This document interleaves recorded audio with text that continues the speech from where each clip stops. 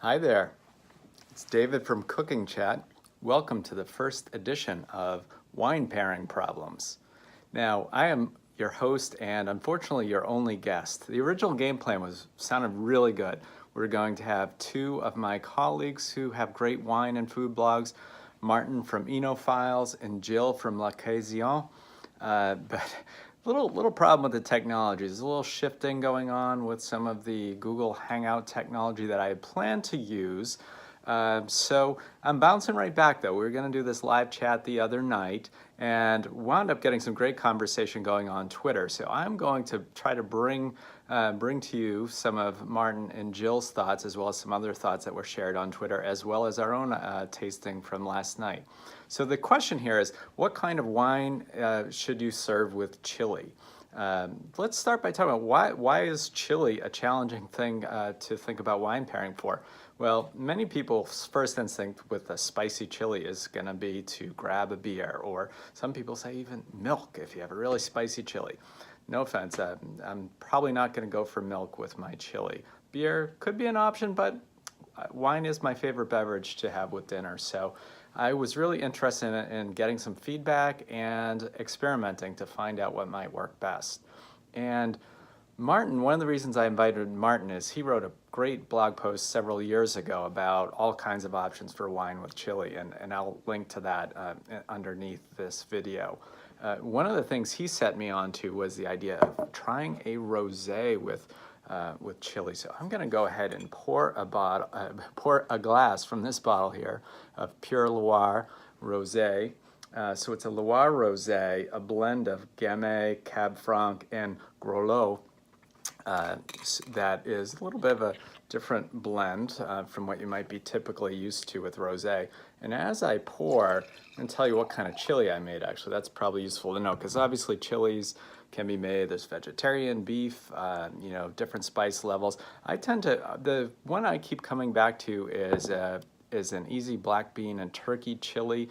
I would call it medium spice. It uses a good jar of salsa, medium spice salsa, and put in a little bit of kick, but it's not 5-alarm chili by any means. That would be really challenging for wine. One reason I like to keep it medium is I like to taste the flavors, but I also like to at least give wine a chance to work out with the pairing. So we tried these two wines I'm going to share with you last night based on, as I said, Martin inspired me to try rosé, and I have tried it before. I wanted to come back to it after this conversation. So here's the rosé. And by the way, I thought about, showing the live eating of the chili and drinking the wine, but, me eating a bowl of chili, I think just me recapping it, I think works better. But trust me, I did have some good chili last night with this rosé, and it's got a nice fresh palate, nose rather, and nice melon fruit, real classic rosé, nice and clean. And so what I found with this, it's medium-bodied rosé, not one of those really light rosés. I wouldn't try one of those super light rosés with chili, but this nice medium body. It's got some heft to it, and it really cleansed out the palate nicely after chili. So I would definitely give this a shot, and especially if you're having like a turkey white chili or something. I don't know. I haven't tested the rosé with beef. I wouldn't bet a lot of money that would be a great pairing. That's a nice bottle too, by the way, if you want to try to pick it up again. That's Pure Loire, Rosé de Loire, and it's from Famille Bougerier, if I'm saying that right. If I'm saying that right, my French teacher from a long time ago would be happy. If I'm saying it wrong, she wouldn't be surprised. So let me tell you the other thing. So Jill and her husband Jason did some great testing. I'm going to have to look back on my notes to remember all that they tried. I believe they tried a Tempranillo, a rosé, a sparkling. They went all out, so it was disappointing that technology didn't work to bring them in live, but we'll figure it out one of these days. But meanwhile, you'll have to trust me. They tested out some wines, and their winner was Zin. And Zinfandel is a wine that when we were first getting into wine, we opened quite a bit. And as we branched out, I don't get Zin quite as much. Sometimes some bottles can be a little overpowering for food. But chili, you clearly are looking for a wine with enough fruit going on. And so Jill and her husband really like Zin best. And I had waiting this Bailey Ranch Zin Lone Madrone. It's dry farmed from Old Vines and Paso Robles. And we had this sitting around for a while, and it is open that bottle night as we're filming this on the last Saturday of February, by the way. So I'm gonna go ahead and pour a bit of this, and let me tell you, it was a close, we were discussing at dinner whether the Zin or the Rosé worked better. This is really got a nice bouquet, nice floral bouquet. Still good this second night here.